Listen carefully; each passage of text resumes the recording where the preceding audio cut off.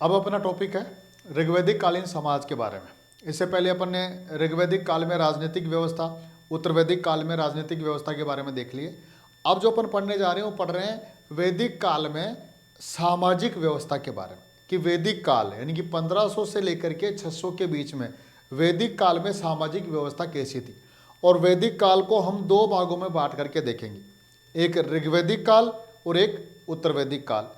ऋग्वैदिक काल में सामाजिक व्यवस्था कैसी थी इसको देखेंगे, उसके बाद में हम उत्तर वैदिक काल में सामाजिक व्यवस्था कैसी थी इसके बारे में देखेंगे। तो यानी कि मैं आपको बता दूं, इस तरह से देखेंगे कि हम पढ़ रहे थे वैदिक काल के बारे में पढ़ेंगे अपन, यानी कि तो उसको दो भागों में देखेंगे कि वैदिक काल 1500 से लेकर के 600 के बीच में समाज कैसा था।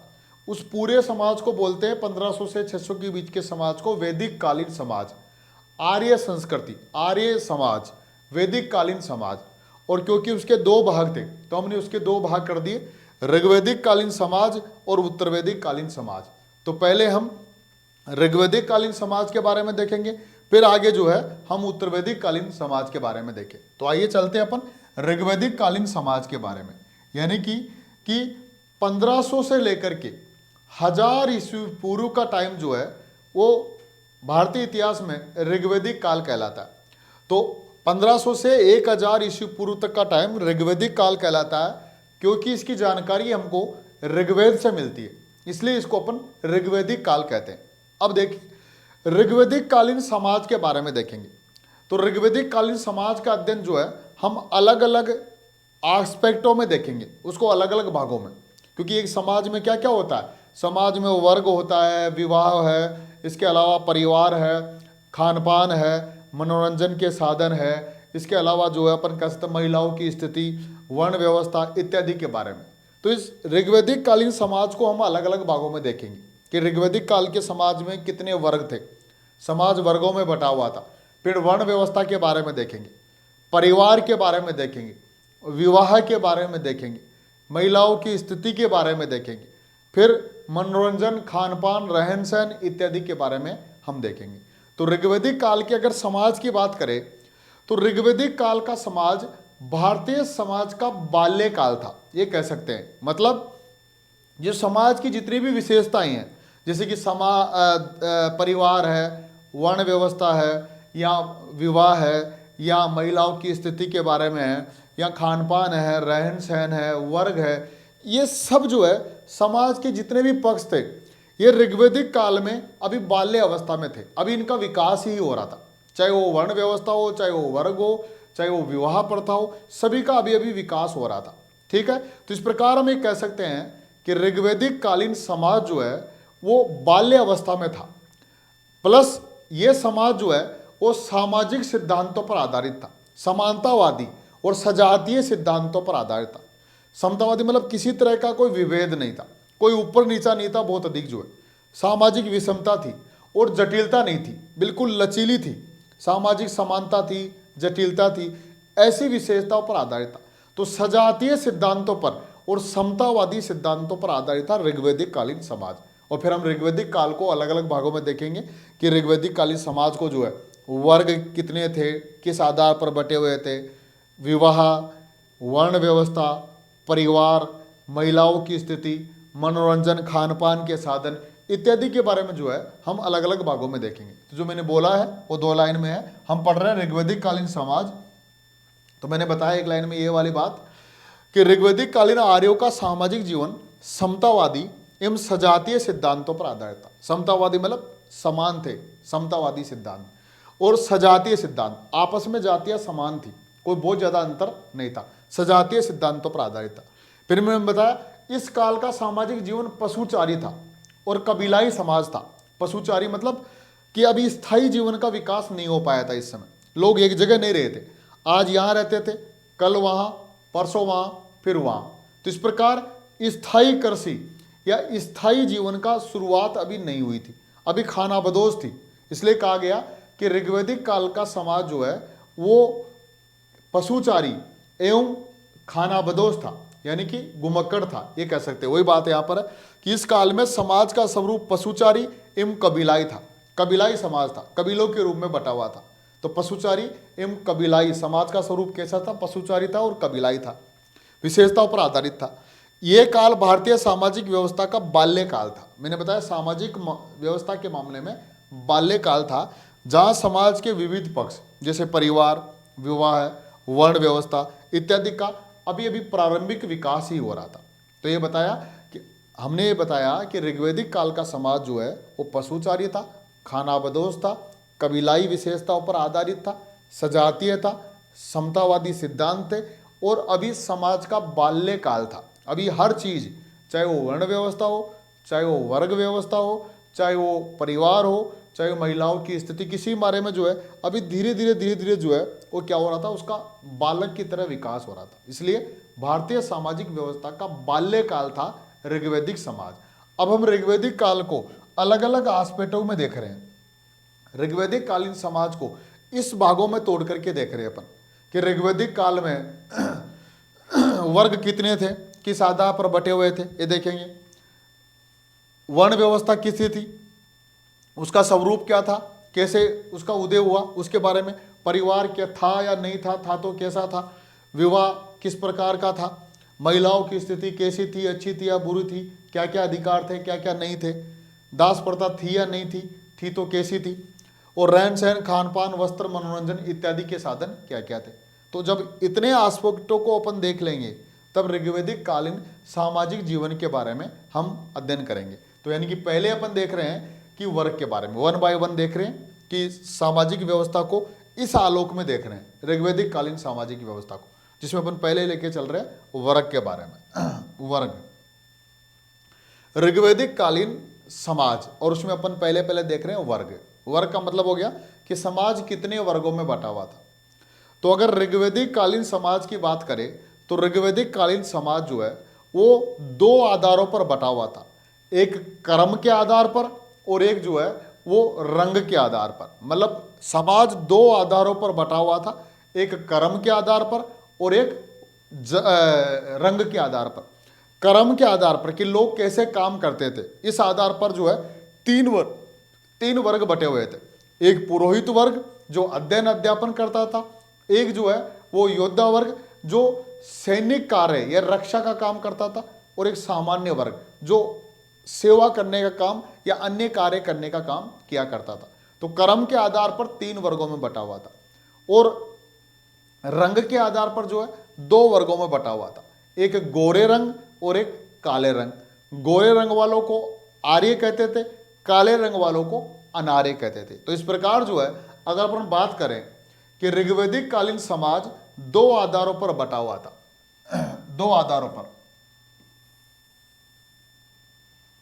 वर्ग जो है 2 आधारों पर बटे हुए थे, 2 आधारों पर 2 आधार थे।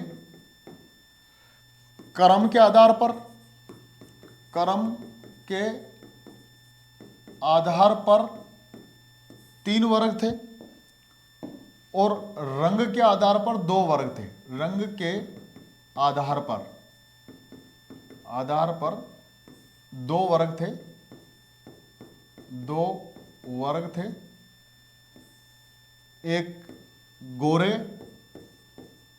गौर वर्ण और एक काले वर्ण। गौर वर्ण वालों को कहा गया था आर्य, और काले वर्ण वालों को कहा गया था अनार्य। दूसरी इधर जो है अगर कर्म के आधार पर अपन देखें तो कर्म के आधार पर जो है 3 वर्ग थे, 3 वर्ग।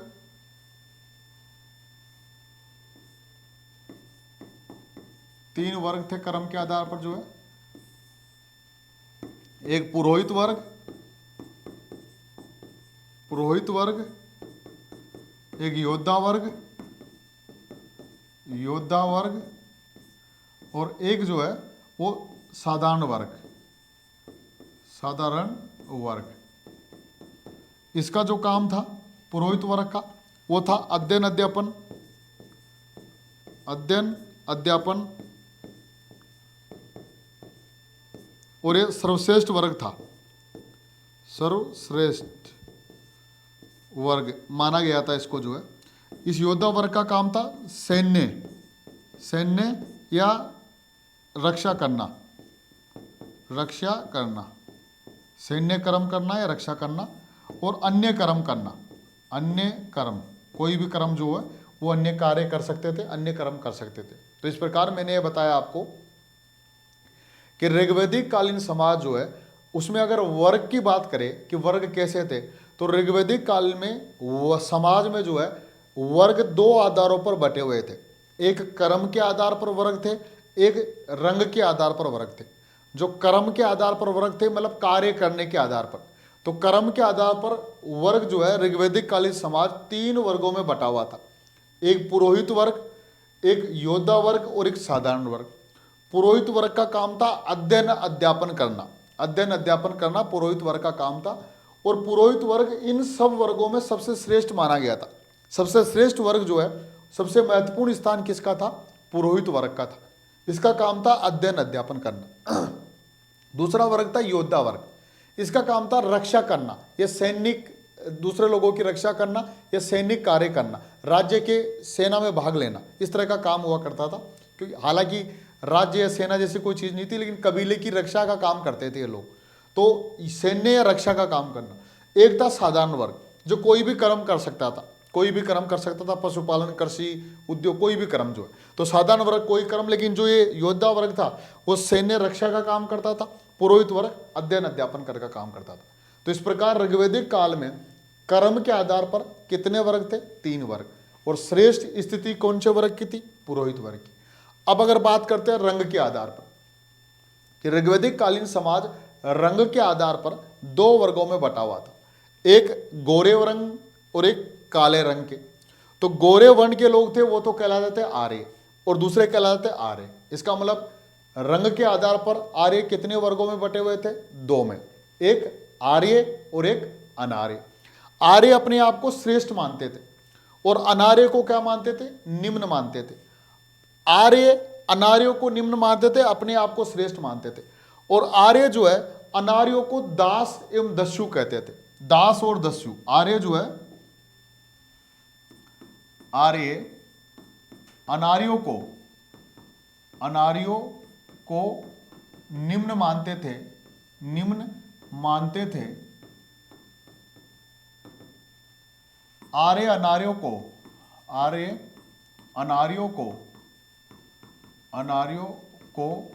दास दस्यु कहते थे। यानी कि आर्य लोग जो है वो आपसे पूछेंगे दास और दस्यु शब्द किसके लिए प्रयोग हुआ?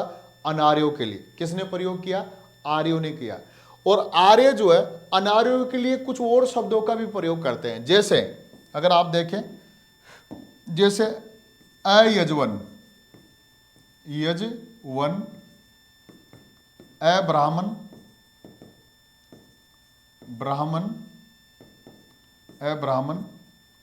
अदेवयु,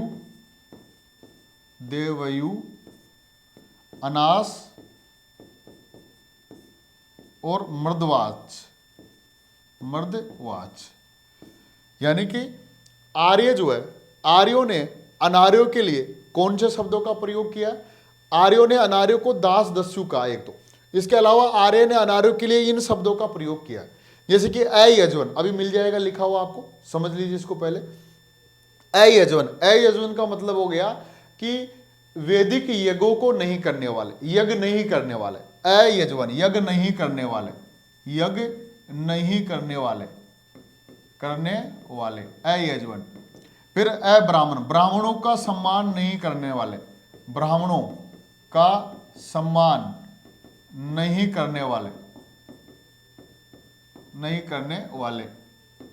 अदेवु, वैदिक देवताओं को नहीं मानने वाले, वैदिक देवताओं को नहीं मानने वाले। अनास, चपटी नाक वाले। और मर्दवाज, कटु भाषा बोलने वाले।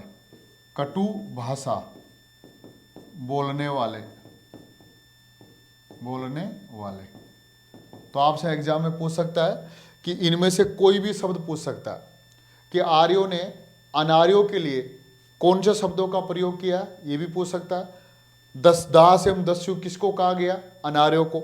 मृदवाच, अनास, अदेवयु, अब्राह्मण, अयजवन किसको कहा गया? अनार्यों को। किसने कहा है? आर्यों ने कहा है। इनका मतलब क्या होता है ये भी पूछ सकता है। अयजवन यज्ञों को नहीं करने वाले, अब्राह्मण ब्राह्मणों का सम्मान नहीं करने वाले, अदेवयु वैदिक देवताओं को नहीं मानने वाले, मृदवाच कटु भाषा बोलने वाले, अनाथ चपटी नाक वाले। तो इस प्रकार जो है आर्यों ने अनार्यों के लिए इन शब्दों का प्रयोग किया। तो मैंने ये बताया वर्ग के बारे में पढ़ रहे थे अपन कि ऋग्वैदिक कालीन समाज दो वर्गों में या दो आधारों पर अनेक वर्गों में बटा हुआ था। उसके दो आधार था कर्म, कर्म के आधार पर तीन वर्गों में बटा हुआ था, पुरोहित, योद्धा वर्ग और सामान्य वर्ग। रंग के आधार पर दो वर्गों में बटा हुआ था, आर्य और अनार्य।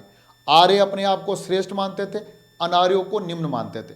और आर्य ने अनार्यों को दास एवं दस्यु कहा है। और आर्य ने अनार्यों के लिए कुछ शब्दों का प्रयोग लिया जैसे कि अयजवन, अब्राह्मण, मृदवाच, अनास, अदेवयु। ये शब्द जो है आर्यों ने किसके लिए किया? अनार्यों के लिए। जो मैंने बोला अभी आपको, ये आपको यहां मिल जाएगा। ऋग्वैदिक कालीन समाज वर्ग। ऋग्वैदिक काल में कर्म के आधार पर तथा रंग के आधार पर, कर्म और रंग के आधार पर जो है समाज में निम्न वर्ग थे। कर्म के आधार पर तीन वर्ग थे। कर्म के आधार पर जो मैंने बताया अभी आपको, पुरोहित वर्ग, योद्धा वर्ग और सामान्य वर्ग। पुरोहित वर्ग अध्ययन अध्यापन करते थे, मैंने बताया। पुरोहित वर्ग का अधिक महत्व था, सबसे श्रेष्ठ वर्ग इसको माना गया था इस तीनों में से जो है, तो इसका सबसे अधिक महत्व पुरोहित वर्ग का था। योद्धा वर्ग जो है राज्य की रक्षा करना इसका काम था। राज्य मतलब था नहीं, लेकिन कह सकते कि कबीले की रक्षा करना, या एक शब्द में कहे कि रक्षा करना इसका काम था। सामान्य वर्ग बाकी सामान्य लोग थे जो सामान्य काम किया करते थे। रंग के आधार पर दो वर्ग थे, आर्य और अनार्य। आर्य गोरे वर्ण के थे और अनार्य काले वर्ण के थे। और आर्यों ने अनार्यों को अलग अलग शब्द यूज किया कि आर्य तथा अनार्य वर्ग। ऋग्वैदिक समाज में आर्य स्वयं को श्रेष्ठ मानते थे, ऋग्वैदिक काल की बात करें, स्वयं को श्रेष्ठ मानते थे, जबकि अनार्यों को निम्न मानते थे। अनार्यों को निम्न मानते थे। आर्यों ने अनार्यों को दास एवं दस्यु कहा। कौन से शब्दों का प्रयोग किया? दास एवं दस्यु शब्द का प्रयोग किया। आर्यों ने अनार्यों के लिए निम्न शब्दों का प्रयोग किया।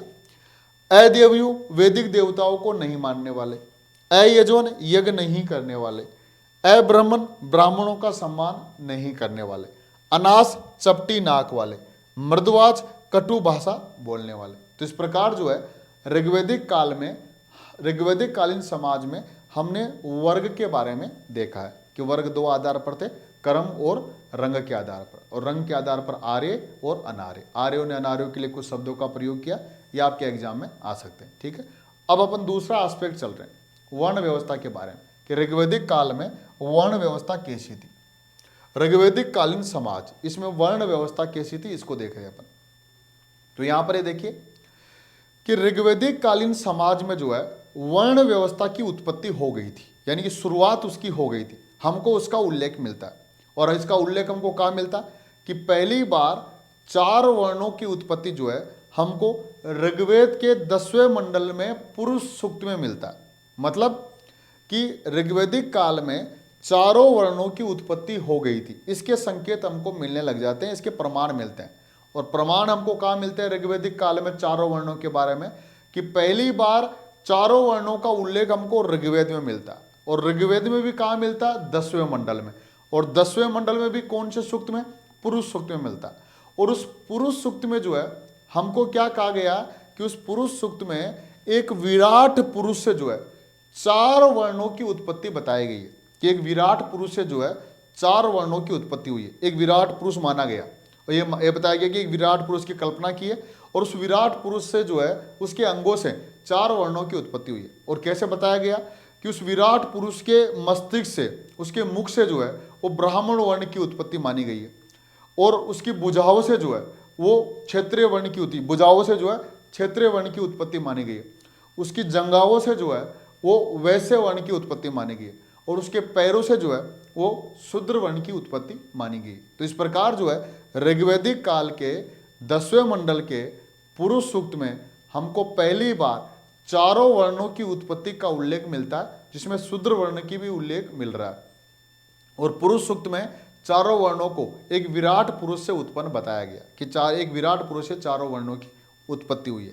लेकिन एक बात ध्यान रखिए कि इस काल में जो वर्ण व्यवस्था थी वो अत्यंत लचीली थी, अत्यंत उदार थी, उदार और लचीली थी। कोई भी व्यक्ति जो है अपनी इच्छा से कोई भी कर्म, कोई भी वर्ण चेंज कर सकता था। कैसे कि मान लीजिए एक ही परिवार में एक ही व्यक्ति जो है अलग अलग कर्म कर सकता था, और मैंने बताया कर्म के आधार पर वर्ण डिसाइड होते थे। मैंने बताया कि अध्ययन अध्यापन करना जो है वो किसका कर्म माना गया था? पुरोहितों का, यानी कि ब्राह्मण वर्ण का। रक्षा करना, सेना का काम करना किसका वर्ण माना गया था? क्षत्रिय वर्ण का। व्यापार वाणिज्य करना किसका काम माना गया था? वैश्य वर्ग का। और कुछ बाकी काम करना, खेती काम करना, साफ सफाई करना, ये किसका काम माना गया था? ये माना, कोई भी श्रम करना, ये किसका काम माना गया था? शूद्र वर्ण का। लेकिन यहाँ पर ऋग्वैदिक काल की बात करें कि जो वर्ण व्यवस्था थी ये जन्म पर आधारित नहीं थी बल्कि कर्म पर आधारित थी। यानी कि जन्म पर आधारित न होकर के किस पर आधारित थी? कर्म पर। कैसे कि कोई व्यक्ति, एक ही व्यक्ति ब्राह्मण वर्ण भी हो सकता था, क्षत्रिय भी हो सकता था, शूद्र भी हो सकता था और वैश्य भी हो सकता था। मतलब कि एक ही व्यक्ति अलग अलग वर्ण कर सकता था। अगर जब वो अध्ययन अध्यापन कर लिए तो उस समय वो ब्राह्मण कहलाया, जब वो व्यापार वाणिज्य कर लिया उसी समय वही व्यक्ति वैश्य कहलाया, जब वो श्रम मजदूरी करने लग गया वही व्यक्ति शूद्र कहलाया, जब वो सैनिक कार्य करने लग गया तो वही व्यक्ति क्या कहलाया? क्षत्रिय कहलाया। मतलब ऋग्वैदिक काल में वर्ण व्यवस्था की उत्पत्ति तो हो गई थी, लेकिन वर्ण व्यवस्था जन्म पर आधारित न होकर के कर्म पर आधारित थी। एक ही परिवार में अलग अलग वर्ण के लोग भी रह सकते थे, एक व्यक्ति अलग अलग वर्ण का भी हो सकता था।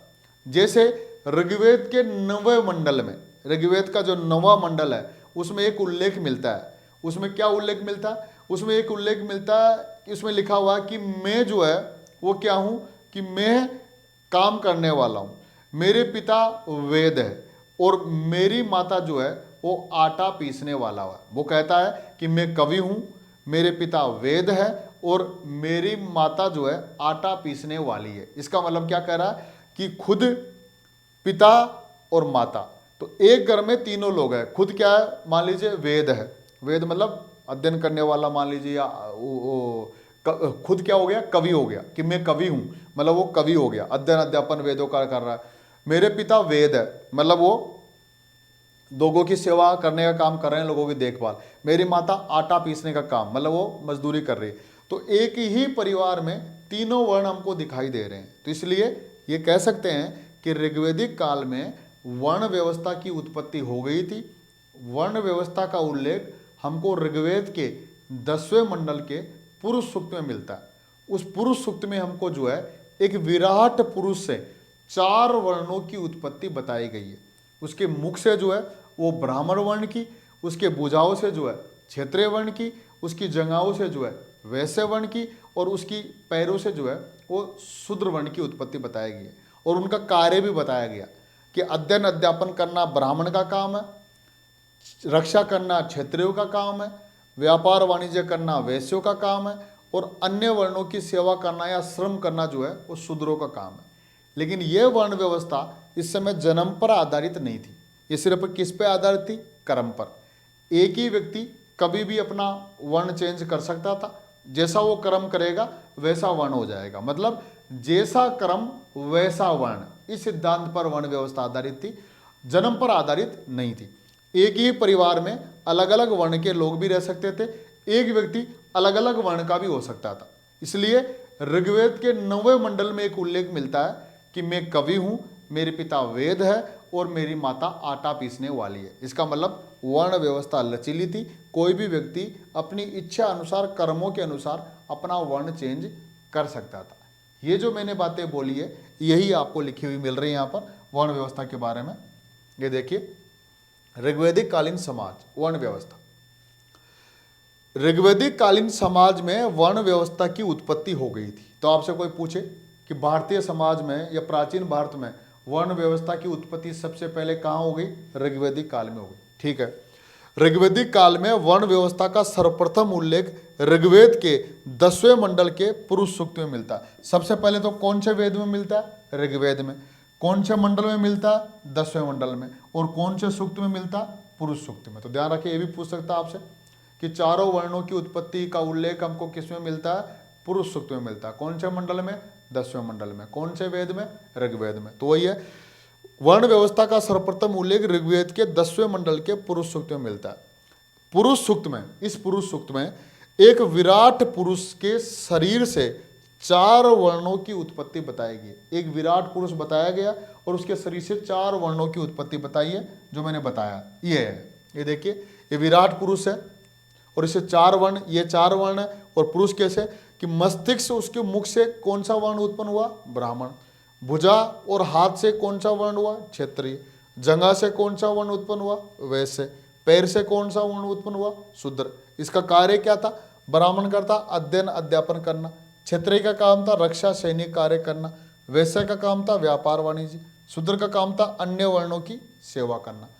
इस तरह से एक विराट पुरुष से 4 वर्णों की उत्पत्ति बताई गई। आपसे क्वेश्चन पूछ सकता कि हमको किस सूक्त में एक विराट पुरुष से 4 वर्णों की उत्पत्ति का उल्लेख मिलता? पुरुष सूक्त में। किस मंडल में मिलता? 10वें मंडल में। कौन से वेद में मिलता? ऋग्वेद में। ठीक है, तो ध्यान रखिएगा, ऋग्वेद के किस मंडल में जो है वो एक ऋग्वेद में पुरुष 4 वर्णों की उत्पत्ति किससे बताई गई है? विराट पुरुष से बताई गई है। ठीक है, लेकिन ये वर्ण व्यवस्था जटिल नहीं थी, लचीली थी और जन्म की बजाय क्रम पर आधारित थी। वही बात है, किंतु ऋग्वैदिक काल में वर्ण व्यवस्था उदार एवं लचीली थी, लिबरल थी और लचीली थी। वर्ण जन्म पर आधारित न होकर के, जन्म पर आधारित न होकर के कर्म पर आधारित थे। ध्यान रखिएगा, महत्वपूर्ण बात है, खतन कारण में आ सकता है। जन्म पर आधारित न होकर के कर्म पर आधारित थे। कोई भी व्यक्ति अपने कर्मों के अनुसार अपना वर्ण परिवर्तित कर सकता था एवं अलग अलग कर्म अपना सकता था। कोई भी व्यक्ति अपने कर्मों के अनुसार वर्ण परिवर्तित कर सकता था, अलग अलग कर्म अपना सकता था। जैसा कर्म अपनाएगा वैसा ही वर्ण उसका हो जाएगा। इसका प्रूफ हमारे पास मिलता है कि ऋग्वेद के कौन से मंडल में? 9वें मंडल में उल्लेख मिलता है कि मैं स्वयं कवि हूँ, मेरे पिता वेद है तथा मेरी माता आटा पीसने वाली है। इसका मतलब ये हो गया कि एक ही परिवार में अलग अलग वर्ण के लोग रह रहे थे। इसका मतलब वर्ण व्यवस्था कर्म पर आधारित थी, जन्म पर आधारित नहीं थी। ठीक है, तो ये हो गई वर्ण व्यवस्था के बारे में। अब अपन चल रहे हैं परिवार के बारे में कि ऋग्वैदिक काल में परिवार कैसा था। इसको देखिए, ऋग्वैदिक काल में समाज की जो सबसे छोटी इकाई थी और समाज की जो मुख्य इकाई थी वो थी परिवार। तो परिवार जो है, जैसे कि हर समाज में होती है, तो वैसे ही हर समाज में परिवार जो है समाज की मूल इकाई होती है। ठीक वैसे ही ऋग्वेद में भी जो है सबसे छोटी इकाई और मूल इकाई कौन सी थी? परिवार। अब देखिए, परिवार जो है वो किससे मिलकर के बनता था? कुल, या कह सकते हैं कि कबीले से मिलकर के बनता था।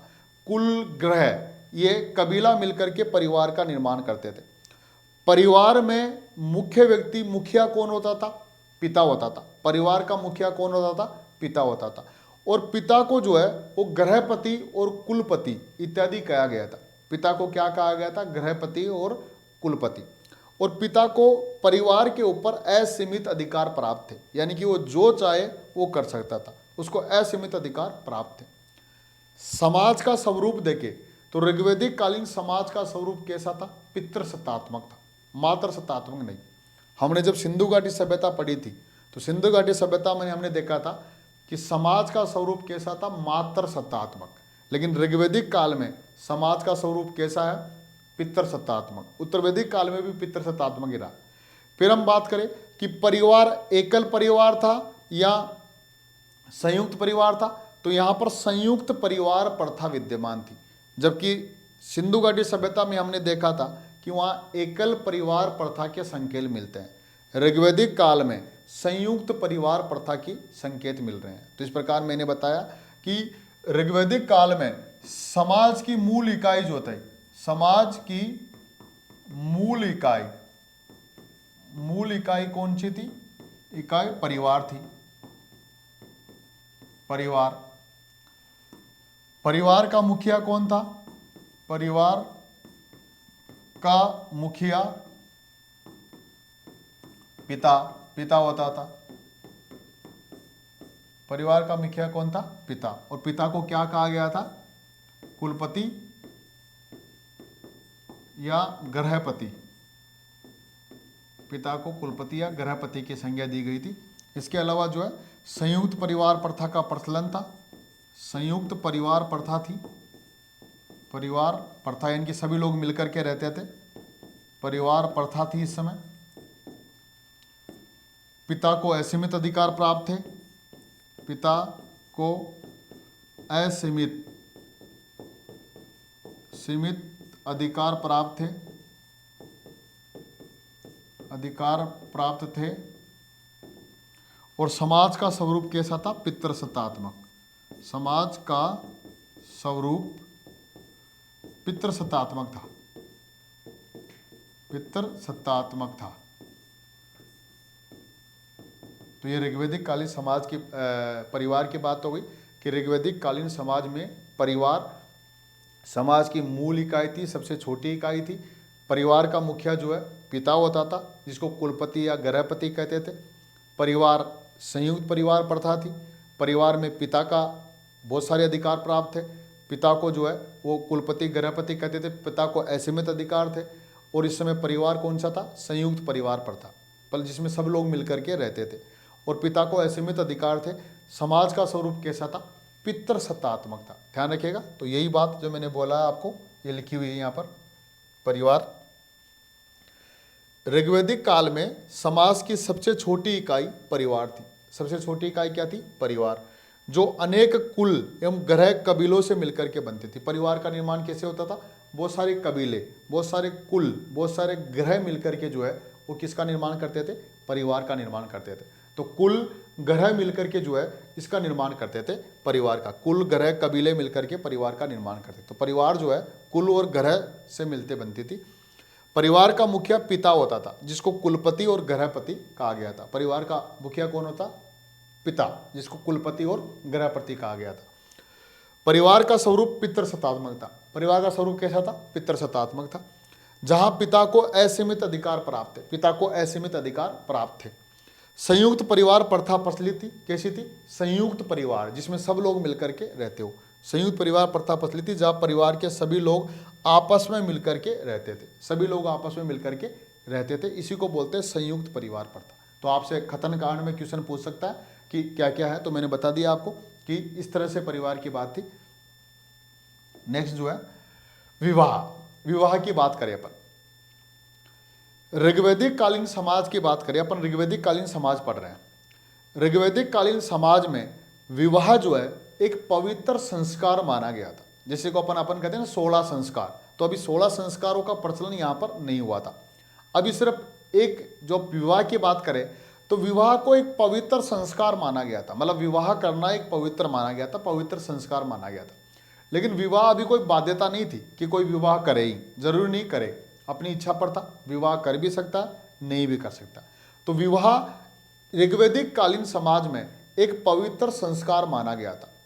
इस समय अंतरजातीय विवाह प्रचलन था। अंतरजातीय, तो विवाह क्या था? विवाह एक पवित्र संस्कार माना गया था। पवित्र संस्कार, पवित्र संस्कार था। अंतरजातीय विवाह, अंतरजातीय विवाह का प्रचलन था। विवाह का प्रचलन था। अंतरजातीय विवाह, अंतरजातीय का मतलब एक जाति से दूसरी जाति, जैसे कि ब्राह्मण, वैश्य, शूद्र, क्षत्रिय, ये एक वर्ण से दूसरे वर्ण में विवाह कर सकते। तो अंतरवर्णीय विवाह, अंतरजातीय विवाह, जाति का मतलब यहाँ पर एक तरह से वर्ण हो गया। तो अंतरवर्णीय विवाह, अंतरजातीय विवाह का प्रचलन था। विवाह के दो रूप प्रचलित थे। एक दो रूप विवाह के दो रूप थे। एक जो था वो था अनुलोम विवाह, अनुलोम विवाह। एक है प्रतिलोम विवाह, प्रतिलोम विवाह। तो विवाह के दो रूप हो गए, अनुलोम विवाह और प्रतिलोम विवाह। ध्यान रखिएगा, पूछ सकता है अनुलोम विवाह क्या है, प्रतिलोम विवाह क्या है। अब देखिए, विवाह एक पवित्र संस्कार था। विवाह के दो रूप थे, अनुलोम विवाह और प्रतिलोम विवाह। अनुलोम विवाह का मतलब क्या हो गया कि जब कोई भी पुरुष अगर उच्च वर्ण का है और महिला निम्न वर्ण की है तो ऐसे विवाह को जो है वो अनुलोम विवाह कहा गया था। यानी कि कोई भी पुरुष, मान लीजिए पुरुष उच्च वर्ण, अब ऊंचा कोई वस्तु है, शूद्र से ऊंचा कौन सा हो गया, वैश्य, वैश्य से ऊंचा कौन हो गया, क्षत्रिय, क्षत्रिय से ऊंचा कौन हो गया, ब्राह्मण। तो अगर किसी भी कोई भी विवाह हो रहा है, आप ये तय कर लेंगे कि ये तो महिला विवाह दो लोगों के बीच में होगा, महिला और पुरुष। तो आप देखेंगे अगर पुरुष उच्च वर्ण का है और महिला निम्न वर्ण की है, जैसे कि मान लीजिए अगर महिला शूद्र वर्ण की है तो पुरुष उच्च वर्ण कोई सा भी हो सकता है तीनों में से, ठीक है। फिर दूसरी बात, अगर महिला वैश्य वर्ण की है तो पुरुष क्षत्रिय और ब्राह्मण वर्ण का होना चाहिए। अगर महिला क्षत्रिय वर्ण की है तो पुरुष ब्राह्मण वर्ण का होना चाहिए। मतलब उच्च वर्ण का पुरुष और निम्न वर्ण की महिला, अगर ऐसा कोई विवाह हुआ हो, उस विवाह को कहा गया है अनुलोम विवाह। मतलब उच्च वर्ण की पुरुष, उच्च वर्ण का पुरुष प्लस निम्न वर्ण की महिला, निम्न वर्ण की महिला, अगर ऐसा कोई विवाह है वो क्या कहलाएगा, वो कहलाएगा अनुलोम विवाह। तो आपसे पूछ सकता है कि क्षत्रिय वर्ण का पुरुष और शूद्र वर्ण की महिला, इस विवाह को क्या कहा गया है, इस विवाह को कहेंगे अनुलोम विवाह। आपको ये देख लेना है अभी कि ऊंचा वर्ण का, अगर पुरुष उच्च वर्ण का है और महिला निम्न वर्ण की है तो वो विवाह कहलाएगा अनुलोम विवाह। अब जस्ट इसका उल्टा हो गया प्रतिलोम विवाह। उच्च वर्ण की महिला और निम्न वर्ण का पुरुष, अगर ऐसा विवाह कि दो विवाह पुरुष और महिला है, अगर पुरुष नीचे वर्ण का है और महिला उच्च वर्ण की है, इसका मतलब वो विवाह क्या कहलाएगा, प्रतिलोम विवाह कहलाएगा। तो प्रतिलोम विवाह, उच्च वर्ण की महिला, उच्च वर्ण की महिला प्लस निम्न वर्ण का पुरुष, निम्न वर्ण, अब निम्न वर्ण कोई सा भी हो सकता है, निम्न वर्ण का पुरुष, ऐसा विवाह क्या कहलाएगा, ऐसा विवाह कहलाएगा प्रतिलोम विवाह। मतलब उच्च वर्ण का मतलब यहाँ उच्च वर्ण की महिला, मतलब महिला अगर ब्राह्मण वर्ण की है तो फिर पुरुष नीचे का कोई भी वर्ण का होना चाहिए, क्षत्रिय वैश्य शूद्र, तब वो कहलाएगा प्रतिलोम। महिला अगर क्षत्रिय वर्ण की है तो फिर पुरुष जो है वैश्य और शूद्र वर्ण का होना चाहिए। महिला अगर वैश्य वर्ण की है तो फिर पुरुष जो है शूद्र वर्ण का होना चाहिए। मतलब महिला उच्च वर्ण की होनी चाहिए, पुरुष निम्न वर्ण का, तो ऐसा विवाह कहलाएगा प्रतिलोम विवाह। पुरुष अगर उच्च वर्ण का है, महिला अगर निम्न वर्ण की है तो यह कहलाएगा अनुलोम विवाह। तो इस प्रकार मैंने बताया कि ऋग्वैदिक काल में विवाह एक पवित्र संस्कार माना गया था। अंतरजातीय, एक वर्ण से दूसरे वर्ण में, ये दूसरा वर्ण ही तो है, तो एक वर्ण से दूसरे वर्ण में विवाह था, अंतरवर्णीय अंतरजातीय विवाह का प्रचलन था। विवाह के दो रूप प्रचलित थे, अनुलोम विवाह और प्रतिलोम विवाह। उच्च वर्ण का पुरुष है, निम्न वर्ण की महिला है, ऐसा विवाह अनुलोम विवाह कहलाएगा। उच्च वर्ण की महिला है, निम्न वर्ण का पुरुष है, ऐसा विवाह जो है प्रतिलोम विवाह कहलाएगा। ठीक है, तो यही विवाह के बारे में मैंने बताया आपको। ऋग्वैदिक कालीन समाज विवाह। ऋग्वैदिक काल में विवाह एक पवित्र संस्कार माना गया था। क्या माना गया था, पवित्र संस्कार। तो आपसे पूछ सकता है कि निम्न में से प्राचीन भारत के किस काल में विवाह को एक पवित्र संस्कार माना गया था, वो था ऋग्वैदिक काल में। इस समय अंतरजातीय, इसको अंतरवर्णीय भी बोल सकते हैं अपन, अंतरवर्णीय, अंतरवर्णीय विवाह का प्रचलन था। एक जाति से दूसरी जाति, एक वर्ण से दूसरे वर्ण, उसको बोलते हैं अंतरजातीय अंतरविवाह प्रचलित थे, जिसके दो रूप प्रचलित थे। यानी कि विवाह के दो रूप थे यहाँ पर अंतरजातीय विवाह के, अनुलोम विवाह और प्रतिलोम विवाह। अनुलोम विवाह उच्च वर्ण का पुरुष, निम्न वर्ण की महिला। प्रतिलोम उच्च वर्ण की महिला, निम्न वर्ण का पुरुष। ये देखिए मैंने यहाँ बताई अनुलोम विवाह, प्रतिलोम विवाह। अनुलोम, जिस विवाह में पुरुष उच्च वर्ण का तथा स्त्री निम्न वर्ण की हो वह अनुलोम विवाह कहलाता है। ध्यान रखिएगा, बहुत अच्छे से ध्यान रखना। पूछ सकता है उच्च वर्ण की महिला निम्न वर्ण का पुरुष, ऐसे पूछ सकता है उच्च वर्ण की महिला निम्न वर्ण का पुरुष, उच्च वर्ण का पुरुष निम्न वर्ण की महिला, कैसे पूछ सकता है? तो आपको पूछेगा ये विवाह का कौन सा रूप है। तो उच्च वर्ण का पुरुष, पुरुष उच्च वर्ण का, स्त्री निम्न वर्ण की, ये विवाह कौन सा कहलाएगा? अनुलोम। जैसे कि ब्राह्मण वर्ण का पुरुष, वैश्य वर्ण की कन्या, तो ये उच्च वर्ण का पुरुष, निम्न वर्ण की महिला। प्रतिलोम विवाह, जिस विवाह में स्त्री उच्च वर्ण की तथा पुरुष निम्न वर्ण का हो वो प्रतिलोम विवाह कहलाता है। स्त्री उच्च वर्ण की हो और पुरुष निम्न वर्ण का, वो प्रतिलोम विवाह कहलाएगा। जैसे वैश्य वर्ण की कन्या और शूद्र वर्ण का पुरुष, तो यहाँ पुरुष निम्न वर्ण का हो गया और महिला उच्च वर्ण की हो गई। चाहे कैसी एक ही ऊंचा हो, चाहे बहुत ज्यादा ऊंचा हो, ऊंचा वर्ण होना चाहिए। इधर ऊंचा अगर पुरुष है और नीची महिला है तो हो गया अनुलोम। ऊंची अगर महिला है, निम्न पुरुष है, तो ये हो गया प्रतिलोम विवाह। तो इस प्रकार दोनों विवाह प्रचलित थे। पूछ सकता आपसे अनुलोम विवाह किसे कहते हैं, प्रतिलोम विवाह किसे कहते हैं, ठीक है। और इस विवाह को क्या कहते हैं? अंतर जातीय विवाह, अंतरवर्णीय विवाह, ध्यान रखिएगा। अब विवाह क्या है? ऋग्वैदिक काल के समाज में महिलाओं की बात करें कि महिलाओं की स्थिति, तो ऋग्वैदिक काल में महिलाओं की स्थिति की बात करें तो यहां पर देखिए बहुत महत्वपूर्ण बात है, ध्यान देने योग्य बात है, नोट करने वाली बात है। ऋग्वैदिक कालीन समाज की बात करें, 1500 से लेकर के 1000 ईस्वी पूर्व की बात करें, जिसको हम ऋग्वैदिक काल कहते हैं, इस काल के समाज की बात करें तो इस काल के समाज में महिलाओं की स्थिति बहुत अधिक अच्छी थी। ध्यान रखिएगा, बहुत अधिक अच्छी। इसलिए प्रोफेसर A.S. अल्तेकर ने जो है इस ऋग्वैदिक काल को महिलाओं का गोल्डन एज कहा। ध्यान रखिएगा, स्वर्ण युग का। क्वेश्चन पूछा गया कि ऋग्वैदिक काल में महिलाओं की स्थिति सर्वाधिक अच्छी थी। ऋग्वैदिक काल में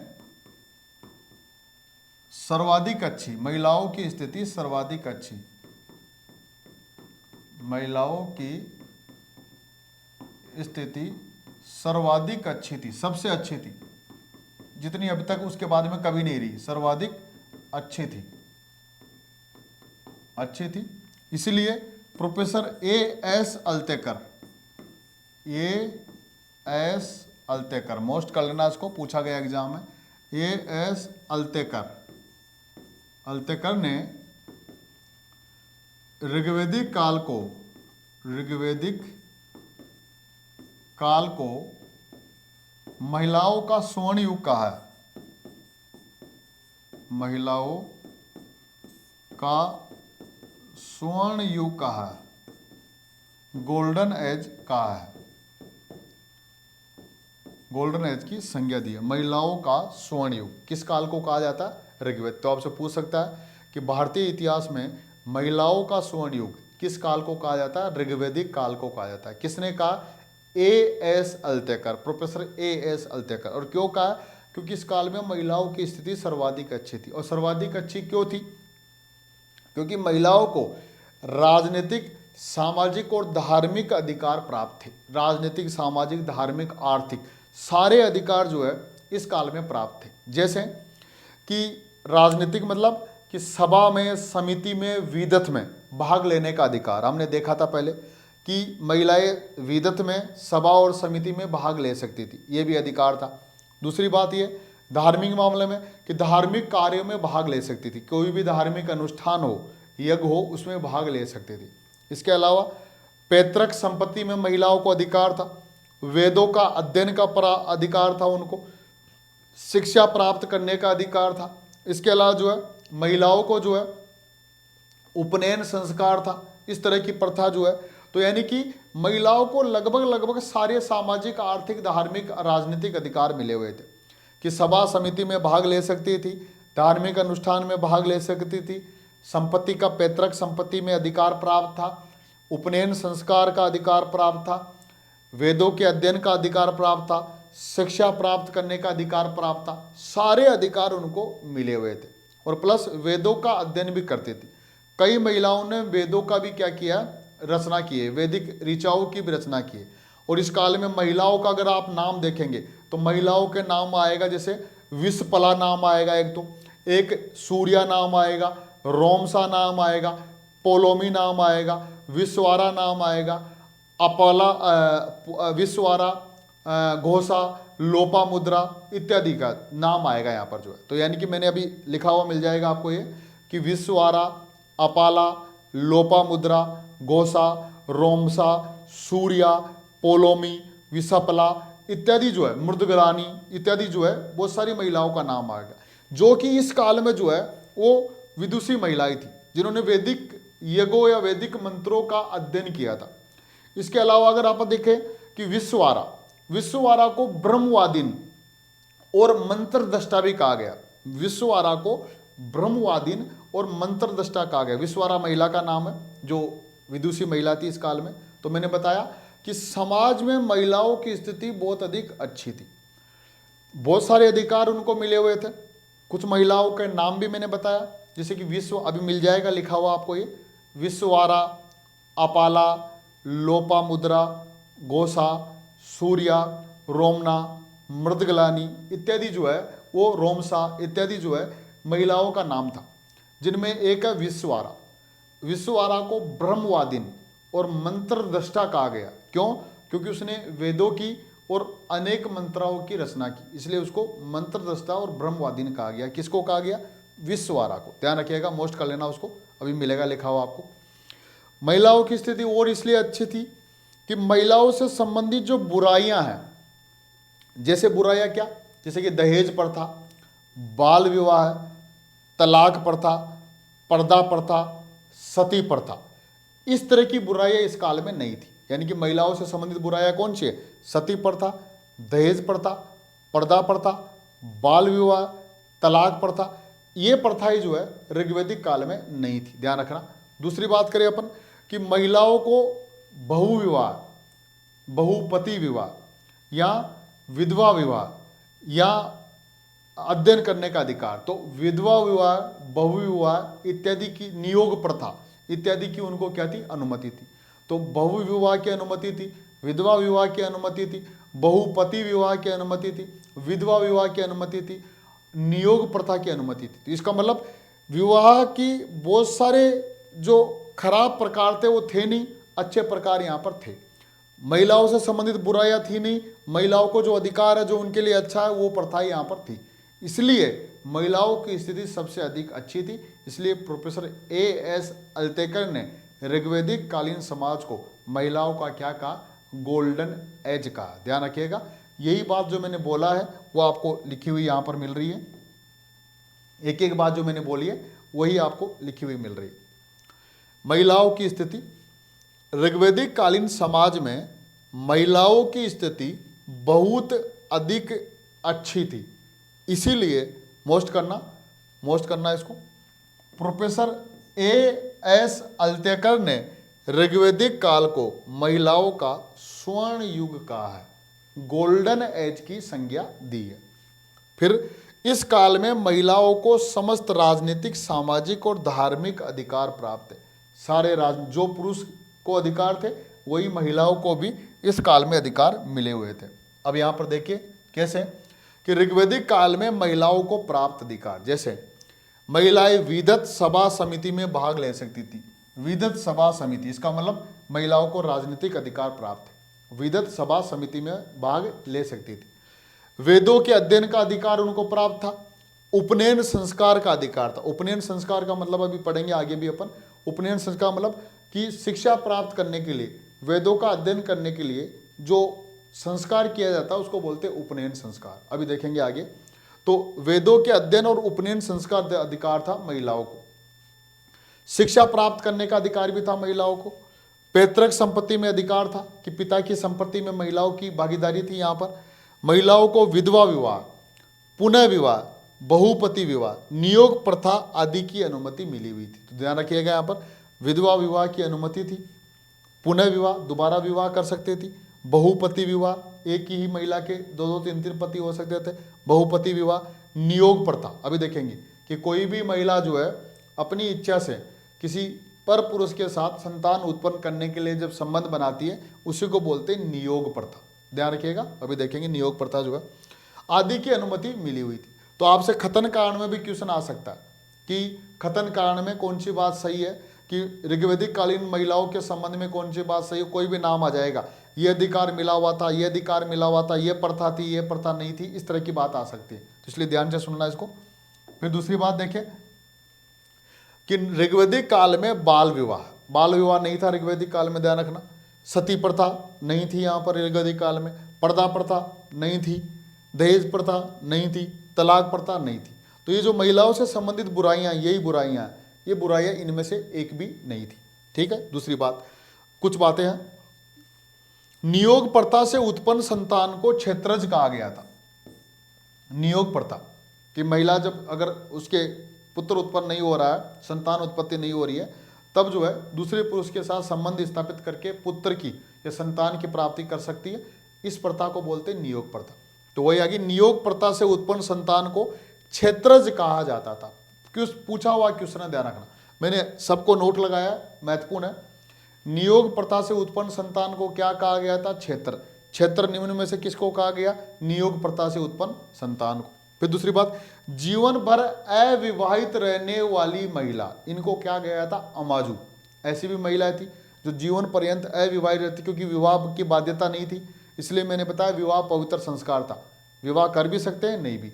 जो लोग जीवन पर्यंत अविवाहित रहती थी उन महिलाओं को क्या कहा गया? अमाजू कहा गया था। ध्यान रखिएगा, अमाजू। अमाजू कौन है? जीवन पर्यंत अविवाहित रहने वाली महिलाएं, उनको कहा गया अमाजू। और नियोग प्रथा से उत्पन्न संतान को क्या कहा गया? जिनको कहा गया क्षेत्रक। फिर आ गई, कन्या को अपने पति चयन का अधिकार प्राप्त है। ये देखिए, अपनी इच्छा से पति चयन कर सकती थी, तो कन्या को अपने पति चयन का अधिकार प्राप्त था। यह अधिकार केवल ऋग्वैदिक काल में ही रहा। कन्या के विवाह की आयु 16 वर्ष थी। ध्यान रखिएगा कि ऋग्वैदिक काल में विवाह की आयु कितनी थी? कन्याओं की 16 वर्ष। और उस आयु को, उस उम्र को रजोसला कहा गया था। यह है रजोसला, जिसको क्या कहा गया था? रजोसला कहा गया था। तो आपसे ये 3 वर्ड नए आ गए, क्षेत्रज, अमाजू, रजोसला। रजोसला क्या है कि कन्या के विवाह की उम्र 16 वर्ष थी, तो 16 वर्ष की उम्र को, कन्या की जो उम्र थी उसको लिए जो शब्द यूज किया गया था वो कहा गया था रजोसला। ठीक है, रजोसला। फिर अमाजू, अमाजू वर्ड आ गया कि जीवन पर्यंत अविवाहित रहने वाली महिलाओं को क्या कहा गया था? अमाजू। फिर क्षेत्रज कि नियोग प्रथा से उत्पन्न संतान को क्या कहा गया था? क्षेत्र। तो तीनों वर्ड नए हैं, ध्यान रखिएगा इस बात को। तो ये महिलाओं के बारे में। अब कुछ महिलाओं के नाम है जो क्या थी? जो विदुषी महिलाएं थी, जिन्होंने वेदों का अध्ययन प्राप्त किया था। उनका नाम है विश्वारा, विस्पला, लोपामुद्रा, अपाला, गोसा, मृदगलानी, पोलोमी, सूर्या, रोमसा इत्यादि जो है ये विदुषी महिलाओं के नाम है। तो आपसे पूछेगा कि ऋग्वैदिक काल में विदुषी महिला या निम्न में से कौन से ऋग्वैदिक कालीन विदुषी महिला, क्योंकि उत्तरवैदिक काल में देखेंगे अपन। उत्तरवैदिक काल में क्या नाम आएगा? मैत्रेयी, गार्गी, कात्यायनी, इनका नाम आएगा। मैत्रेयी, गार्गी, कात्यायनी, ये उत्तरवैदिक काल की महिलाएं हैं, विदुषी महिलाएं। ऋग्वैदिक काल की महिलाएं ये है विश्ववारा, गोसा, अपाला, लोपामुद्रा, सूर्या, रोमसा, मृदगलानी, ये जो है ये कौन से? पोलोमी, ये क्या है? ऋग्वैदिक काल की विदुषी महिला है। तो वही है विश्ववारा, विस्पला, लोपामुद्रा, अपाला, गोसा, मृदगलानी, पोलोमी, सूर्या, रोमसा इत्यादि जो है इस काल की विदुषी महिलाएं थी जिन्होंने वैदिक मंत्रों की रचना की। ध्यान रखिएगा, वैदिक मंत्रों की रचना। और एक मोस्ट बात है ये वाली कि विश्ववारा को मंत्र दृष्टा और ब्रह्मवादिन कहा पूछा गया। ध्यान रखिएगा, सीधा सीधा एग्जाम में पूछा गया कि निम्न में से ऋग्वैदिक काल की किस विदुषी को या किस महिला को जो है मंत्र दृष्टा या ब्रह्मवादिन कहा गया है? ब्रह्मवादिन, मंत्र दृष्टा की उपाधि दी गई है, वो हो गई विश्ववारा। तो ध्यान रखना, मोस्ट लगाया मैंने, विश्ववारा को मंत्र दृष्टा एवं ब्रह्मवादिन भी कहा जाता है। एक ही विदुषी महिला है जिसको मंत्र दृष्टा और ब्रह्मवादिन कहा गया, वो है विश्ववारा। तो इस प्रकार इन सब बातों से क्या मालूम चल रहा है कि ऋग्वैदिक काल में महिलाओं की स्थिति अच्छी थी। कैसे अच्छी थी? कि ऋग्वैदिक काल में उनको समस्त राजनीतिक, सामाजिक, धार्मिक, आर्थिक अधिकार प्राप्त थे। महिलाओं से संबंधित जो बुराइयां हैं, पर्दा प्रथा, तलाक प्रथा, बाल विवाह, दहेज प्रथा, सती प्रथा, ये नहीं थी। इसके अलावा बहुविवाह, पुनः विवाह, बहुपति विवाह, कन्या पति चयन का अनुमति, ये सब जो है उनको, विधवा विवाह, इनकी अनुमति थी और उनको सारे अधिकार मिले हुए थे। इसलिए प्रोफेसर A.S. अल्तेकर ने ऋग्वैदिक कालीन समाज को महिलाओं का क्या कहा गया? गोल्डन एज कहा। ये कुछ विदेशी महिलाओं के नाम है जिनमें जो है इस विश्ववारा को मंत्रदृष्टा और ब्रह्मवादिन कहा गया। ठीक है, आगे चल रहे हैं अपन। दास प्रथा की बात करें कि ऋग्वैदिक काल में दास प्रथा थी या नहीं, तो यहां पर यही बात करें अपन कि ऋग्वैदिक काल में दास प्रथा के संकेत मिलते हैं। दास प्रथा का प्रचलन हो गया था, दास प्रथा की शुरुआत हो गई थी, लेकिन ध्यान रखना महत्वपूर्ण बात, दास का मतलब क्या होता है? गुलाम, एक अर्थ में एक आ जाता है गुलाम। और दास का काम क्या था कि उनके साथ शोषित होता था, उनका शोषण होता था दासों का। अगर सही अर्थ में दास प्रथा देखें अपन तो उनका शोषण होता था और उनको बहुत सारे कार्यों में लगाए जाते थे, खेतों में, गलदे कार्यों में, मजदूरी में। लेकिन यहाँ पर देखिए, यहाँ पर दास प्रथा वो नहीं है। यहाँ दास प्रथा, दास केवल घरेलू कार्यों में लगाए जाते थे। घरेलू कार्य मतलब घर के काम में, चाहे वो घर का साफ सफाई कर रहे हो, चाहे वो पालन पोषण कर रहे हो, घर का कोई काम कर रहे हो। तो अगर घरेलू दास हो, उसको इसको इस तरह से कह सकते हैं कि यहाँ दास प्रथा न होकर के घरेलू दास प्रथा थी, क्योंकि दास प्रथा का मतलब हो गया शोषित व्यवस्था, जहां पर उस दासों का शोषण होता था। तो दास का वो रूप नहीं था, शोषित रूप नहीं था यहाँ पर। तो इस प्रकार ऋग्वैदिक काल में दास प्रथा के संकेत मिलते हैं, लेकिन दास केवल घरेलू कार्यों में ही लगाए जाते थे। ध्यान रखिएगा, नोट करना इस बात को, स्टेटमेंट में आ सकता है आपके पास क्वेश्चन कि दास केवल घरेलू कार्यों में लगाए जाते थे, खेती के कार्यों में नहीं लगाए। पहली बात तो खेती थी ही नहीं, तो घरेलू कार्यों में लगाए थे, पशुपालन में, लोगों की देखभाल करने में। दूसरा, यहां महिला दास और पुरुष दास दोनों का उल्लेख मिलता है, महिला दासियों का भी और पुरुष दासों का भी, लेकिन दोनों ही का उपयोग सिर्फ घरेलू कार्यों में होता था। अब दूसरी बात स्टेटमेंट ये भी आता है कि ऋग्वैदिक काल में पुरुष दास और महिला दासों में से सबसे अधिक उल्लेख महिला दासों की मिलती, स्त्री दासों की मिलती है।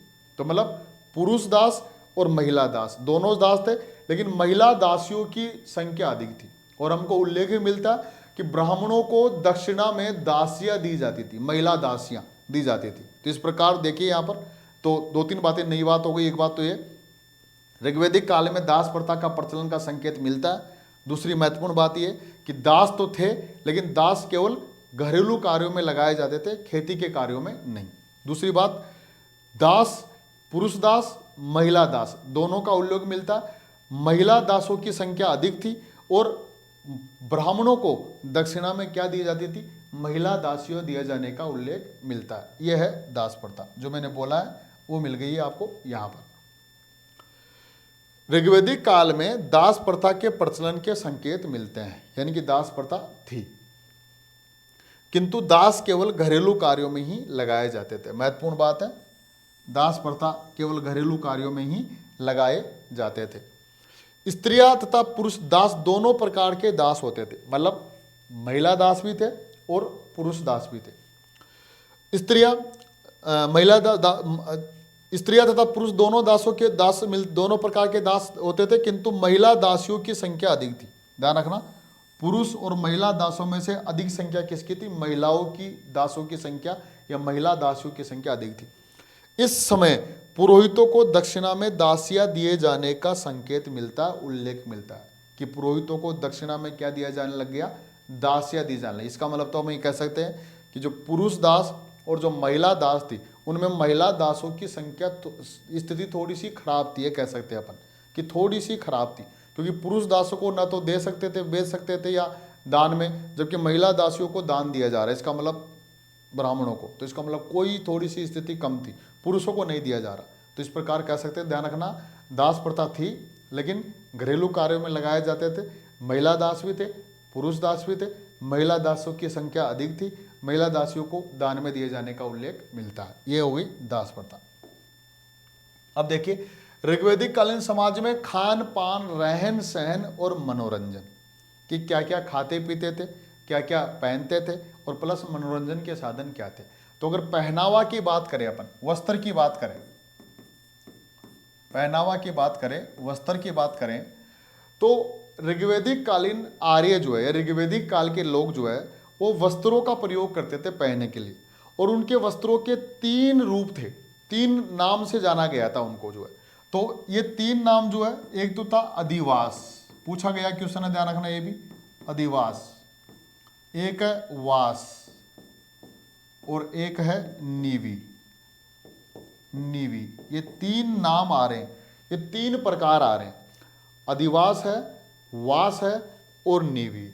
तो मान लीजिए शरीर है, कोई व्यक्ति है, ये कोई व्यक्ति, तो अधिवास का मतलब हो गया कि शरीर के ऊपरी हिस्से में पहने जाने वाला वस्त्र, शरीर के ऊपरी हिस्से में पहने जाने वाला, हिस्से में पहने जाने वाला वस्त्र, इसको तो बोल गया अधिवास। और वास हो गया शरीर के मध्य भाग में पहने जाने वाला, शरीर के मध्य भाग में पहने जाने वाला, मध्य भाग में पहने जाने वाला। और शरीर के निचले हिस्से में, शरीर के निचले हिस्से में, निचले हिस्से में पहने जाने वाला, हिस्से में पहने जाने वाला वस्त्र। निचले मतलब कमर से नीचे, कमर से नीचे। तो यानी कि ये तीन नाम हो गए कि ऋग्वैदिक काल के आर्य वस्त्रों का प्रयोग करते थे। उसके वस्त्रों के तीन रूप थे, तीन कहते थे कि अधिवास, वास और नीवी।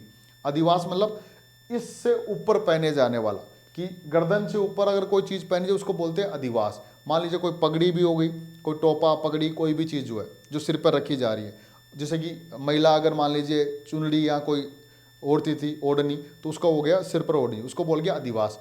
तो शरीर के ऊपरी हिस्से में पहने जाने वाला वस्त्र वो तो कहलाता अधिवास। फिर आ गया वास, शरीर के मध्य भाग में, गर्दन से लेकर के कमर के बीच में। तो यहाँ जैसे मान लो जो भी है, ब्लाउज हो गया, कोई भी कपड़ा पहन, जैसे पुरुष क्या पहन रहे हैं, कमीज पहन रहे हैं, बुशर्ट पहन रहे हैं, जो भी है, तो ये हो गया बीच का। तो शरीर के मध्य भाग में पहने जाने वाला वस्त्र वास। और नीवी, शरीर के निचले भाग में पहने जाने वाला, कमर से नीचे, जैसे कि कोई भी पैंट हो गया, कोई भी चीज़ हो गई, धोती हो गई, धोती पैंट कोई भी चीज़ जो है, तो वो, तो ये आपसे पूछ सकता है अधिवास, वास, नीवी क्या है। वास, शरीर के निचले कमर से नीचे पहने जाने वाला वस्त्र को वास कहा गया था। शरीर के मध्य भाग में पहने जाने वाले वस्त्र को वास कहा गया था। शरीर के कमर से नीचे पहने जाने वाले वस्त्र को नीवी कहा गया था। और गर्दन के ऊपर यानी कि शरीर के ऊपरी भाग में पहने जाने वाले वस्त्र को अधिवास कहा गया था। अधिवास शरीर के ऊपरी हिस्से में, वास शरीर के मध्य हिस्से में, नीवी शरीर के निचले हिस्से में, कमर के नीचे वाला भाग। और एक ऊष्णीस, एक वर्ड और है ऊष्णीस, ऊष्णीस, ऊष्णीस, ये कहा गया था किसको, पगड़ी, पगड़ी को ऊष्णीस बोला गया था। पगड़ी के लिए ऊष्णीस शब्द का प्रयोग किया गया। तो यही बात है, मैंने बताया वस्त्रों के बारे में। अगर अपन देखें तो वस्त्र, ऋग्वैदिक आर्य वस्त्रों का प्रयोग करते थे। वस्त्रों के तीन रूप प्रचलित थे। अधिवास, शरीर के ऊपरी हिस्से में पहने जाने वाला वस्त्र, शरीर के ऊपरी हिस्से में पहने जाने वाला वस्त्र अधिवास पूछा गया, ध्यान रखना। वास, शरीर के मध्य भाग में पहने जाने वाला वस्त्र वास। नीवी, शरीर के नीचे, कमर से नीचे वाले भाग में पहने जाने वाला वस्त्र, ये नीवी हो गया। तो अधिवास, वास, नीवी। और इधर हो गया पगड़ी, ऊष्णीस, पगड़ी के लिए शब्द यूज किया गया ऊष्णीस। ठीक है। अब अगर अपन बात करें कि खान पान की बात करें तो ऋग्वैदिक काल के आर्य जो है शाकाहारी और मांसाहारी दोनों प्रकार के भोजन प्राप्त करते थे। घी, दूध, दही, घी, दूध, दही, ये उनके जो है प्रिय व्यंजन थे। उनका प्रिय व्यंजन, सबसे प्रिय व्यंजन, सबसे प्रिय भोज्य पदार्थ कौन सा था, उसको बोलते हैं शीर पकोदन। जैसे कि अपन यहाँ पर बोलते हैं खीर, तो शीर पकोदन दूध प्लस यव, यव का मतलब हो गया जौ। तो दूध और जौ, यव के मिलकर के जो भोज्य पदार्थ बनता था उसको वे बोलते थे शीर पकोदन। जैसे अपने यहाँ भी है क्या है कि चावल, जो कि जो चावल और प्लस दूध को मिलाकर के अपन खीर बनाते थे, ठीक वैसे ही यहाँ पर एक पदार्थ हो गया, उसको बोल गया शीर पकोदन। तो उनका प्रिय भोज्य पदार्थ जो है वो कौन सा था, शीर पकोदन, जो कि यव और दूध से मिलकर के बनता था। उनका प्रिय पेय पदार्थ कौन था सोमपान, जो कि मुंजवत पर्वत, पश्चिमी हिमालय की मुंजवर्त पर्वत चोटी से जो है मिलता था, उसको बोलते थे सोम। तो उनका प्रिय पेय पदार्थ क्या था, सोम। तो ध्यान रखिए, आपसे पूछ सकता है कि ऋग्वैदिक कालीन आर्यों का प्रिय पेय पदार्थ था सोम। ऋग्वैदिक कालीन आर्यों का प्रिय भोज्य पदार्थ क्या था, वो था शीर पकोदन, जो कि दूध और यव से मिलकर के बनता था। दूसरी बात, ऋग्वैदिक काल में सुरापान की निंदा की गई है। ध्यान रखना, सुरापान की निंदा की गई है कि सुरापान वो नहीं करते थे, ये महत्वपूर्ण बात है, ध्यान रखना। इसके अलावा महत्वपूर्ण बात क्या है कि ऋग्वैदिक काल के आर्यों को 3 चीजों का जानकारी नहीं थी। नोट करना इसको। ऋग्वैदिक काल के आर्य चावल के बारे में नहीं जानते थे, नमक के बारे में नहीं जानते थे और मछली से परिचित नहीं थे। तो ध्यान रखना, ऋग्वैदिक कालीन आर्य चावल, नमक, मछली से परिचित नहीं थे। 3 चीज थे जिनसे परिचित। नोट कर लेना, मोस्ट नोट करना भी लिखा हुआ मिल जाएगा आपको ये, किन्हीं उनमें से ऋग्वैदिक कालीन आर्यों को किस चीज की जानकारी नहीं थी। ये पूछा गया क्वेश्चन है, फिर पूछ सकता है। तो चावल की जानकारी नहीं है, दूसरी जो है वो नमक की जानकारी नहीं है और मछली की जानकारी नहीं है। तो चावल, नमक, मछली 3 की जानकारी नहीं है। तो ऋग्वैदिक काल के आर्य 3 चीजों से अपरिचित थे, चावल, नमक और मछली। ध्यान रखिए, चावल, नमक, मछली तीनों से अपरिचित थे। तो जो मैंने बोला आपको वही बात आपको यहाँ ये आगे लिखी हुई यहाँ पर। इस काल में आर्य शाकाहारी और मांसाहारी दोनों थे। दूध, दही, घी आदि का प्रयोग करते थे। दूध, दही, घी आदि का प्रयोग करते थे। प्रिय व्यंजन, उनका प्रिय व्यंजन क्या था? प्रिय व्यंजन शीर पकोदन था। ध्यान रखना, शीर पकोदन जो दूध प्लस यव से मिलकर के बनता था। तो प्रिय व्यंजन आर्यों का, ऋग्वैदिक कालीन आर्यों का प्रिय व्यंजन क्या था? शीर पकोदन। उत्तर वैदिक काल में भी यही रहा। प्रिय पेय पदार्थ क्या था? सोमपान। सोमपान जो कि पश्चिमी हिमालय की मुजवंत पर्वत से मिलता था। सोमपान जो है उनका प्रिय पेय पदार्थ था।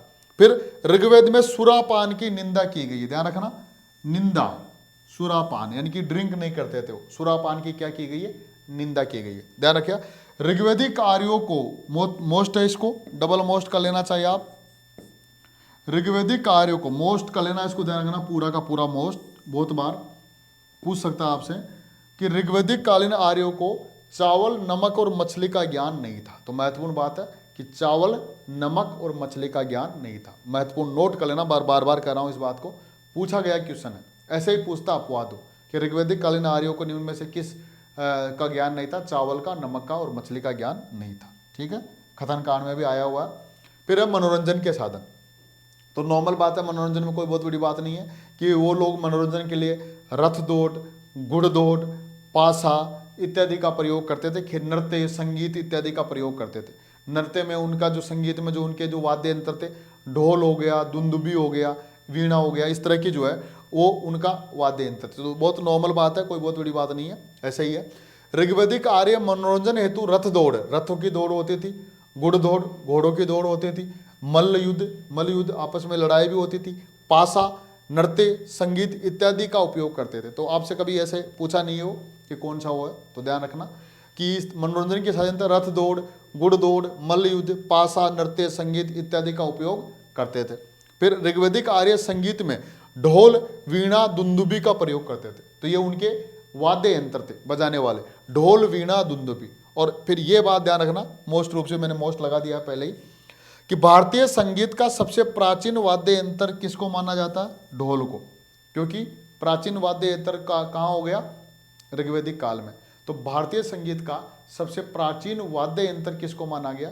ढोल को माना गया। बस ये याद रखना, बाकी ऊपर की लाइन कोई बहुत बड़ी महत्वपूर्ण नहीं। तो प्राचीन वाद्य यंत्र ढोल। तो इस प्रकार ये हो गया ऋग्वैदिक काल के बारे में। हमने ऋग्वैदिक कालीन समाज के बारे में कि 1500 ईस्वी पूर्व से लेकर के 1000 ईस्वी के बीच में ऋग्वैदिक काल का समाज कैसा था, वर्ग कैसे थे? वर्ग 2 थे, रंग के आधार पर और क्रम के आधार पर। विवाह, अनुलोम विवाह, प्रतिलोम विवाह। फिर महिलाओं की स्थिति बहुत अधिक अच्छी थी। परिवार मुख्य इकाई थी, परिवार संयुक्त परिवार प्रथा था। विवाह के दोनों रूप आ गए, महिलाओं की स्थिति अच्छी आ गई। दास प्रथा थी, महिला दास और दूसरा पुरुष दास। महिला दासियों की संख्या अधिक मिलती है। वस्त्रों में अपने अधिवास, वास, नीवी इत्यादि के बारे में देखा, ऊष्णीस, पगड़ी के बारे में देखा।